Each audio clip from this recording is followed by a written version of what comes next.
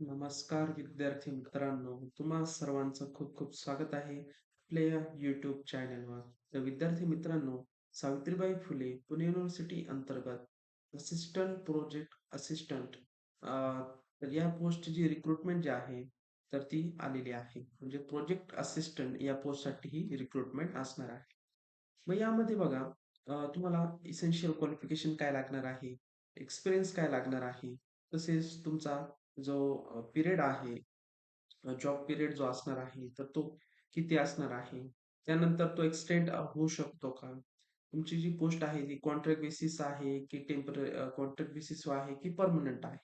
तसेच अ, पुढे जे सिलेक्शन प्रोसेस जी आहे, तर ती कशी असणार आहे? आणि त्यानंतर जर तुम्हाला ॲप्लाय करायचं असेल त्या पोस्टसाठी, तर तुम्ही कशाप्रकारे ॲप्लिकेशन करायचं आहे? सेंड कशाप्रकारे करायचं आहे?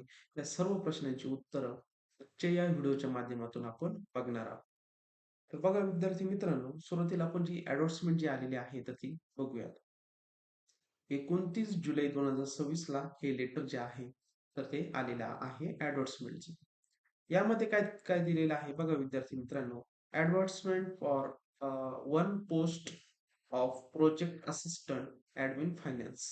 या अंतर्गत ही पोस्ट असणार आहे. त्यामध्ये काय दिलेलं आहे, application are invites for one post of project assistant admin finance at the centre of science education and communication, Savitribai Phule Pune university म्हणजे CSEC अंतर्गत ही पोस्ट असणार आहे.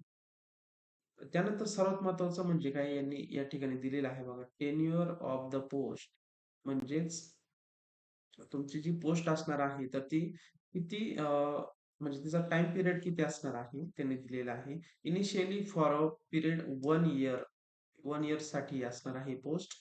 परंतु काय दिलेलं आहे, extendable up to next 4 year साठी ती एक्सटेंड पण होऊ शकते.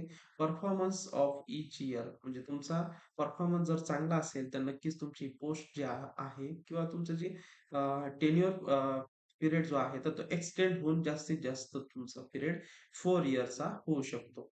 The post of the post is of on a purely temporary and contractual basis. बघा विद्यार्थी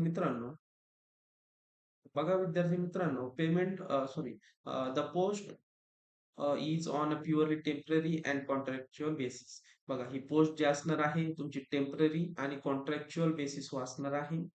आणि हिचा पिरियड जो आहे तर तो 1 इयरचा सुरुवातीला असणार आहे. जर तुमचा परफॉर्मन्स चांगला असला तर नक्कीच तुमचं परत 1 वर्षासाठी एक्सटेंड होऊ शकते.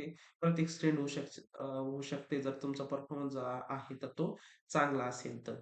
असा कितपर्यंत जास्तीत जास्त मॅक्सिमम 4 इयर त्यांनी दिलेला आहे. 4 इयर पर्यंत तुमचा जो टाईम पिरियड जो आहे तर तो एक्सटेंड होऊ शकतो.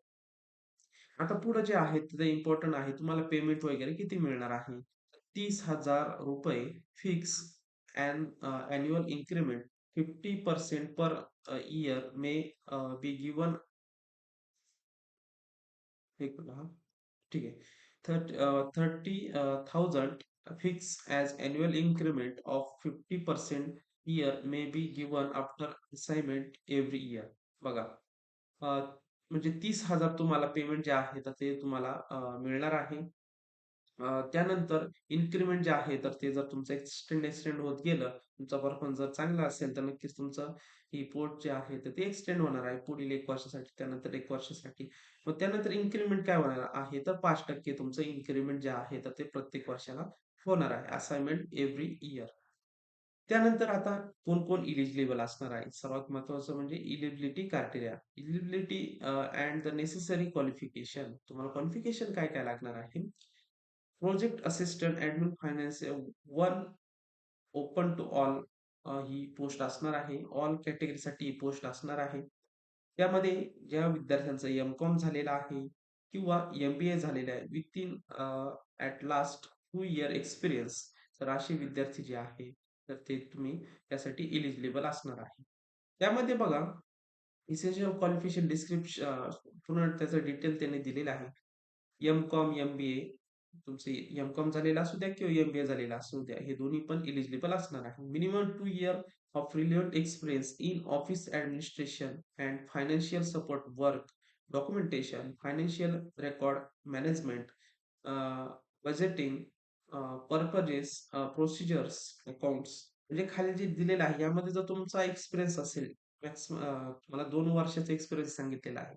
मग खाली जे डिटेल्स दिलेलं आहे एम-एस ऑफिस असेल, वर्ड, एक्सेल, पॉवर पॉइंट यामध्ये जर तुम्ही काम केलेलं असेल, good computer skill are essential. Candidate should be proactive, capable of working independently as well as team, and the should passes problem solving abilities, attention to details, and professional approach to office management. The person is a successful communities communicate and deal with various university department, different administrative and financial section of university. बघा तुम्हाला details त्यांनी जे qualification जे आहेत ते दिलेलं आहे. म्हणजे एम.कॉम वाले विद्यार्थी किंवा तुमचं एम-बी-ए जर झालेलं असेल, असे सुद्धा विद्यार्थी यासाठी एलिजिबल असणार आहे. प्लस 2 इयरचा दिलेल्या डिपार्टमेंटमध्ये जर तुमचा एक्सपिरियन्स असेल, तर नक्कीच तुम्ही यासाठी एलिजिबल असणार आहे. त्यानंतर तुम्हाला अप्लाय कशाप्रकारे करायचं आहे? How to apply? बघा विद्यार्थी मित्रांनो, जो अर्जाचा फॉर्मॅट जो आहे ना, तो या पी-डी-एफच्याच खाली दिलेला आहे. तो आपण व्यवस्थित बघणारच आहोत. त्यामध्ये काय दिलेलं आहे बघा, use the prescribe the application format available on the Savitribai Phule Pune university website. Application should reach the office within 7 days from date of publishing this endorsement, preferable for email to. त्यांनी ईमेल आयडी दिलेला आहे बघा. तर आपली जी ॲडव्हर्टाइजमेंट जी आहे, तर ती advertisement या ठिकाणी आपल्याला डेट दिलेली आहे. 29 जुलै 2026 ला पब्लिश झालेली आहे ही ॲडव्हर्टाइजमेंट. यानंतर 7 दिवसाच्या आत तुम्हाला काय करायचं आहे, दिलेल्या फॉर्मॅटमध्ये व्यवस्थित अर्ज फिल करायचा आहे आणि तो तुम्हाला त्यांना मेल करायचा आहे. मग त्यांनी मेल पण या ठिकाणी दिलेला आहे बघा, scpsppu@gmail.com हा त्यांनी या ठिकाणी मेल दिलेला आहे. त्या मेलवर तुम्हाला व्यवस्थित खाली तुम्हाला फॉर्मॅट दाखवतो. त्या फॉर्मॅटमध्ये व्यवस्थित बाय हँड रिटन लिहा आणि त्याची पी-डी-एफ वगैरे करून व्यवस्थित तुम्हाला काय करायचं आहे, मेल करायचं आहे. सिलेक्शन प्रोसेस कशी असणार आहे? Submit the application mail. तुम्ही मेलवर पाठवला तुमचा अर्ज. Okay.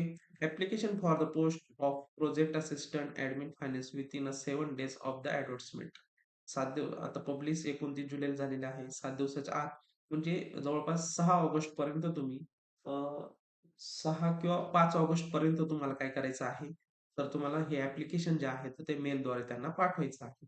Application must be submitted in a prescribed format available on the Savitribai Phule Pune university. Format तुम्हाला खाली दाखवणारच आहे. शेवट आपण बघणारच आहोत. Application will be screened and only shortlisted candidate will invite for an interview via email. म्हणजे शॉर्टलिस्टेड होतील विद्यार्थी, मग त्यांना ईमेल पाठवला जाणार आहे इंटरव्ह्यूसाठी. मग त्यानंतर no separate interview call letter or TA DA will be provided. ज्या दिवशी इंटरव्ह्यू असणार आहे, त्या ठिकाणी तुम्हाला इंटरव्ह्यूसाठी जायचं आहे. त्यासाठी तुम्हाला सेपरेटली काही कॉल लेटर वगैरे येणार नाही, टी-ए-डी-ए सुद्धा येणार नाही. जी काही डेट देईल, त्या डेटला तुम्हाला त्या डिपार्टमेंटला पोहोचायचं आहे. Select candidate must join within 1 week of receiving the offer letter.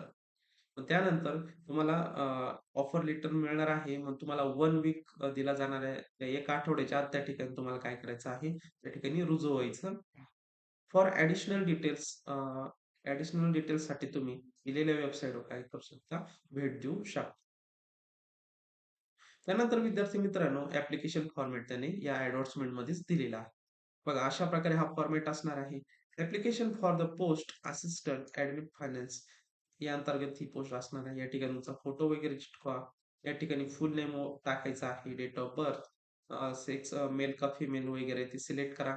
Mail असेल तर फिमेल कट करा. त्यानंतर मटेरियल स्टेटस मॅरिड, अनमॅरिड वगैरे टाका. नॅशनॅलिटी तुमची टाकायची आहे.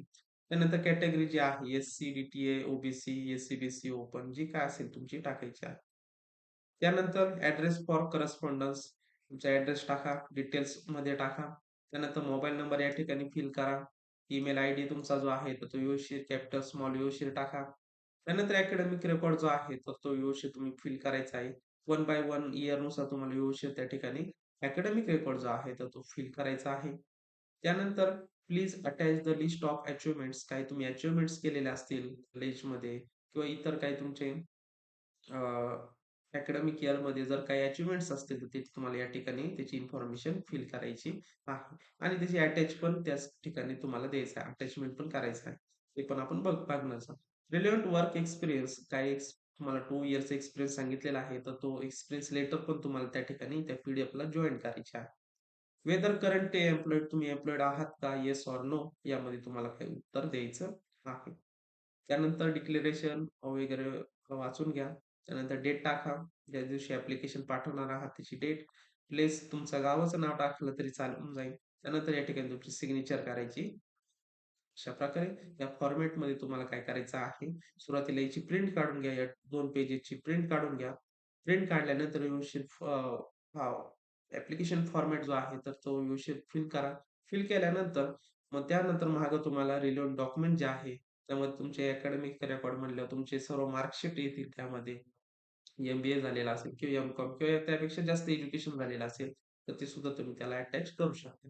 मग त्यानंतर अजून 2 इयर्सचा एक्सपिरियन्स सांगितलेला आहे, तो पण तुम्हाला अटॅच करायचा आहे. त्यानंतर कॅटेगरी सर्टिफिकेट पण तुम्ही देऊ शकता यामध्ये दिलेला आहे.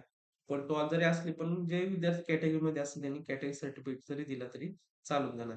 नॅशनॅलिटी विचारलेली आहे, त्याचं सर्टिफिकेट असेल तर नक्कीच तुम्ही त्याला जॉइन करून द्या.